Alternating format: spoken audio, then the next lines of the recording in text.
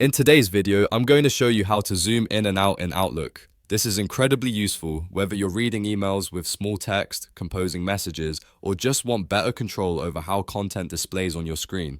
If you've ever struggled with text that's too small or too large, this tutorial will help you adjust your view perfectly. If this video helps, make sure to hit that like and subscribe button. Alright, let's get started. The quickest and easiest way to zoom in and out in Outlook is by using your keyboard and mouse together. Simply hold down the Ctrl key on your keyboard, then scroll your mouse wheel up or down. Scrolling up will zoom in, making text and images larger, while scrolling down will zoom out, making everything smaller.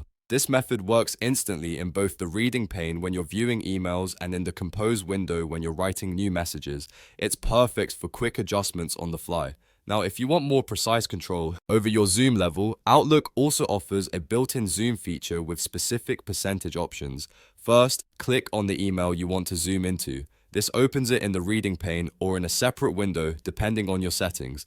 Next, navigate to the View ribbon at the top of the Outlook window. In the View ribbon, look for the zoom option and click it. A zoom dialog box will appear, giving you multiple preset zoom levels to choose from. You can select options like 50%, 75%, 100%, or even 200% depending on how much you want to zoom in or out. You can also type in a custom zoom percentage if none of the presets fit your needs. Once you've selected your desired zoom level, click OK to apply the changes. Your email will now display at the zoom level you've chosen, giving you complete control over readability and comfort. This method is especially helpful if you need consistent zoom levels across different emails or if you prefer working with specific magnification settings. And that's it. You've successfully learned how to zoom in and out in Outlook using both the quick Ctrl+ mouse wheel method and the more controlled View ribbon zoom option. If this video helps, make sure to hit that like and subscribe button.